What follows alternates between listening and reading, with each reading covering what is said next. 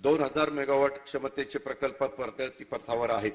Green house गॅसेसचा परिणाम कमी करण्यासाठी तसेच शहरातील प्रदूषणाला आळा घालण्यासाठी शासनाने सन 2018 मध्ये ई व्हेइकलचं धोरण जाहीर केलं होतं. त्यात आता कालानुरूप सुधारणा करण्यात येत आहे. राज्यामध्ये नागपूर मुंबई समृद्धी महामार्ग, मुंबई पुणे द्रुतगती महामार्ग, मुंबई नाशिक महामार्गावर mega electric vehicle charging centre स्थापन करण्यात येणार आहेत. सन 2021-22 या वर्षासाठी कार्यक्रम खर्चाकरता ऊर्जा विभागास 9,453 कोटी रुपयाचा नियतव्यय प्रस्तावित आहे. माझ्या भाषणाच्या सुरुवातीलाच मी आजचे 8 मार्चचे महत्त्व त्या ठिकाणी सांगितले होते. आजच्या महिला दिनी मी आता विद्यार्थिनी, गृहिणी व कष्टकरी महिलांच्यासाठी या शासनाच्या नव्या योजना जाहीर करत आहे. अध्यक्ष महोदय, शुभ शकुनांचं तोरण तू, मांगल्याचं औक्षण तू, जिस्तानाही दरवळणार देवाऱ्यातील चंदन तू. स्त्री नसते केवळ वस्तू, ती नसते केवळ जननी, ती असते नवनिर्मितीची गाथा, जिथे आपण सर्वांनी टेकावा माथा. अध्यक्ष महोदय, ज्या महिलेमुळे घराला घरपण येतं त्या घरावर तिचं नाव असावं ही माझ्या माय भगिनींची अपेक्षा अवाजवी नाही. महिला सक्षमीकरणाच्या प्रक्रियेचाच तो भाग आहे. राज्यातील तमाम महिलांच्या अपेक्षेला न्याय देणारी राजमाता जिजाऊ गृहस्वामिनी योजना आज मी घोषित करत आहे.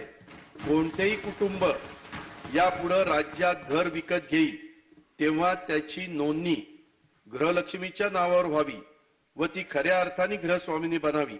यासाठी प्रोत्साहन म्हणून दिनांक 1 एप्रिल 2021 पासून गृह खरेदीची नोंदणी त्या कुटुंबातील महिलेच्या नावावर झाल्यास मुद्रांक शुल्काच्या प्रचलित दरामध्ये सवलत देण्यात येईल. त्याबाबतचा तपशील मी भाग 2 मध्ये जाहीर करेन. हे घर महिलेच्याच नावाने असलं पाहिजे, तिला त्याच्यामध्ये शुल्कामध्ये मुद्रांक शुल्कामध्ये सवलत दिली जाणार. आपले राज्य ते सांगतो ना भाग 2 मध्ये, जरा दम धरा, जरा दमानी. आपले राज्य हे महिला धोरणांच्या बाबतीत नेहमीच अग्रेसर राज्य आहे. मुलींच्या शिक्षणासाठी राज्यात अनेक प्रागतिक पावले उचलली आहेत. मुलींचे 12वी पर्यंतचे शिक्षण मोफत केले आहे. आता मी राज्यातील सर्व ग्रामीण तालुक्यातील विद्यार्थिनींना आपल्या गावापासून शाळेपर्यंत जाण्यासाठी राज्य परिवहन महामंडळाच्या बसने मोफत प्रवासाची सोय उपलब्ध करून देणारी राज्यव्यापी योजना जाहीर करत आहे. ही योजना क्रांतीज्योती सावित्रीबाई फुले यांच्या नावाने सुरू करण्यात येईल. या योजनेसाठी शासनाकडून राज्य परिवहन मंडळाला पर्यावरणपूरक 1,500 सीएनजी व हायब्रिड बस प्राधान्याने उपलब्ध करून देण्यात येतील.